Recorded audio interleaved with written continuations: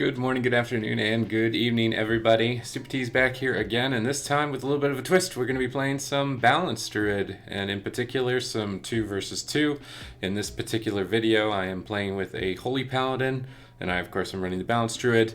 We are going to be facing up against a Restoration Shaman and an Arms Warrior, so I'm going to be going through my thoughts in this match, what I'm really thinking through, and what I'm trying to accomplish to be able to find victory at the end of this game, earn some conquest, and earn some rating. So if you're interested in my thoughts to take away for yourself and apply for your own improvements and your own personal success, then this video is going to be great for you.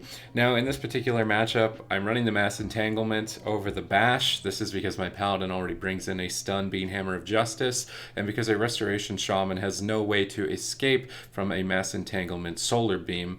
Also, Holy Paladins can run the talent Repentance, which means we've got an 8-second Repentance, an 8-second Silence with Solar Beam, a 6-second Cyclone, and then also the 6-second Hammer of Justice. This is a very long extended crowd control chain, and this is what we're looking to employ on the enemy healer, which is the Shaman. So my main focus at the start is to just reduce damage, bring the warrior into a bad position, keep him dotted up as much as possible, and then look to try and drag him out of line of sight of his Shaman. This will then bring the Shaman out into the open for us to freely crowd control. So you can see the Shaman is moving across the middle of the field. When he's in the middle of the field, I go for a Root Solar Beam. He is now totally exposed to further crowd control. However, I didn't anticipate the Entangling Root breaking early. My Paladin tried to cover it by going for Hammer of Justice, but he was still able to get off a couple of heals and save the day. You can see the Shaman has a crowd control called Hex. If you see that being casted, it's going to be on your healer because you're immune to it. You want to remove that with your Decurse spell as soon as possible.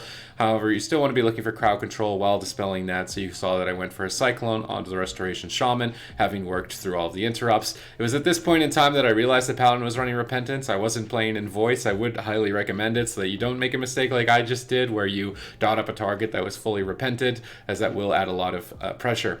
Then, when you run out of crowd control for the healer, and the target you're attacking is low on health, you want to switch a Cyclone onto the target that is low in health. This will prevent the healer from recovering them and allowing you to keep your pressure. You can see this warrior has been at 50% health or lower.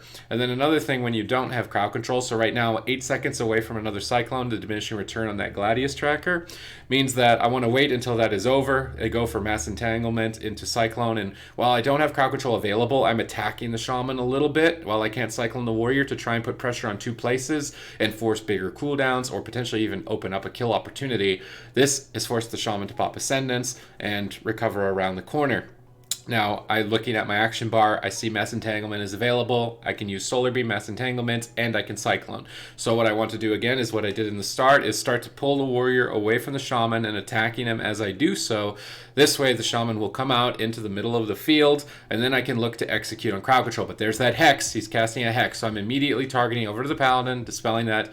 And as I bring the warrior out of line of sight, I activate Thorns. I'm avoiding Purge from the Shaman, and the warrior's taking a bunch of damage. The Shaman has to come in. When he comes in, I go for Root Solar Beam, and again, it ended up breaking a little bit early. This is the downside of dotting both targets, as I was doing earlier, is that your Mass Entanglement can break, so you want to be keeping your eyes on that, potentially casting a Cyclone 2 seconds before the Mass Entanglement Solar Beam has actually completed. Now in this position, I see Hammer of Justice has been trinketed, and my Paladin used a Blessed Protection to get me out of a stun, so I immediately casted Cyclone to try and continue that crowd control chain, and then I just ended up using this Mass Entanglement on a cycle. If you're going to use your Mass Entanglement, because it's 30-second cooldown and Solar Beam's 1 minute, you want to use it immediately on that 30-second mark. So just rooting the Shaman for a second out of line of sight was my main goal.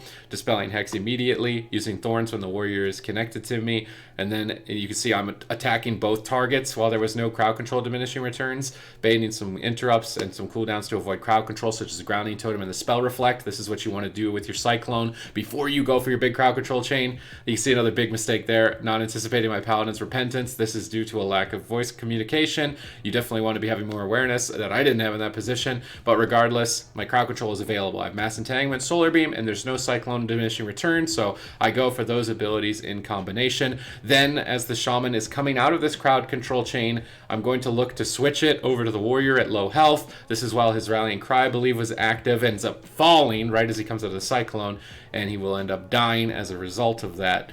So you can see the main goal is to pull the melee out into the open, And as soon as the healer comes in to save them, because you're attacking them, you can use thorns to really put up the pressure on that melee. You want to engage crowd control. This is done with Mass Entanglement and Solar Beam, and then with some teamwork from your Paladin or whatever class you're playing with, they can get crowd control onto the target. You can Cyclone them. If you haven't killed your target by the end of that crowd control, you want to switch the Cyclone to the target you were attacking to prevent them from being healed up, and then hopefully opening up an opportunity to start more crowd control on the healer later. And when you don't have any crowd control available, you want to be attacking as many targets as possible to output the most amount of damage, burn the most mana, and get the most cooldowns. And this is generally going to be your playstyle for Balanced Druid throughout in almost every composition. So it's a good thing we went over it. Anyway, this is going to be the end of my video here, and I hope that you enjoyed it and it helped you out, and we'll see you in the next one.